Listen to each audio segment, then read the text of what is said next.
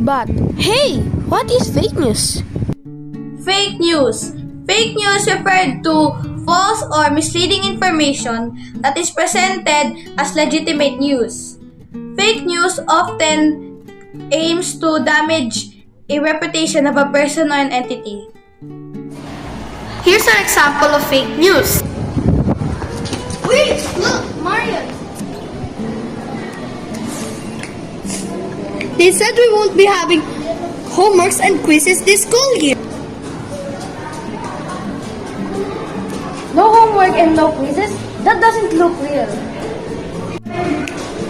It's all over social media. It even has the school logo. I don't think they will post something like that. Come on, let's tell Sir Patrick.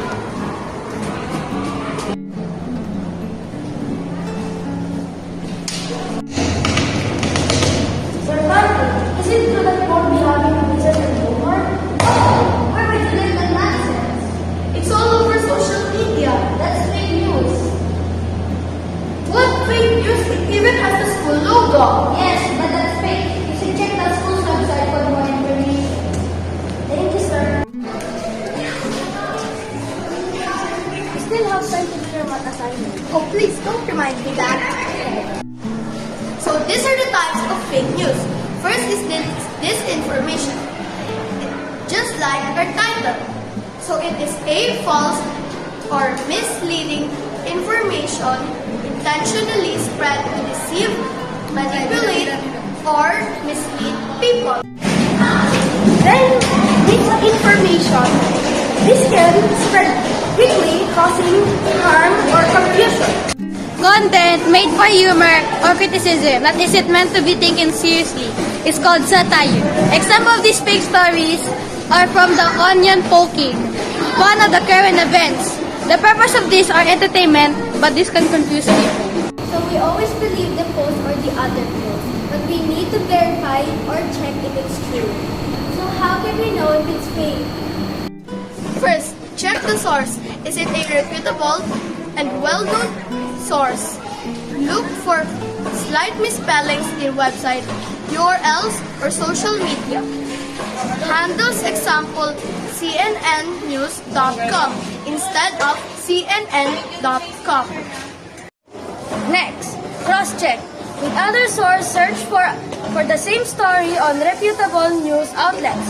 If it's real, multiple credits sources will report it. Then, check the author.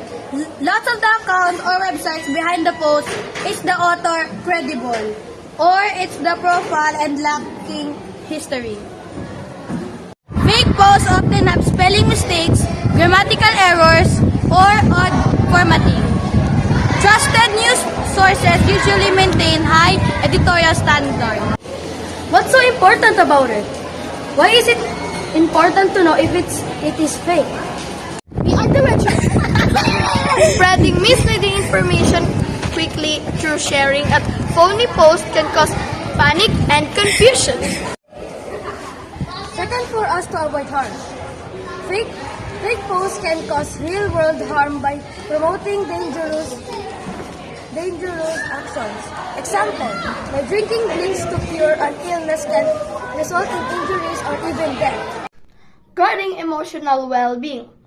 Fake posts, especially emotional or sensational charged ones, can stir unnecessary fear, anger, or stress. Spotting fakes helps maintain a healthier digital experience.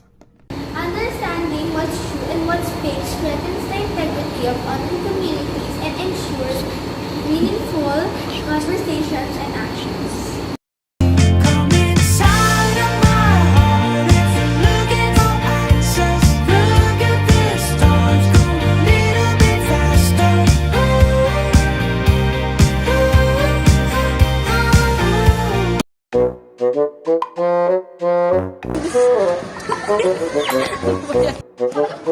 Fake posts often have spelling mistakes, grammatical errors, and odd formatting. Ano ba yan? Number 6.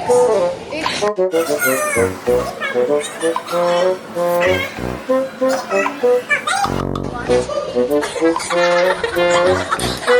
uy. Ish, ish, ish.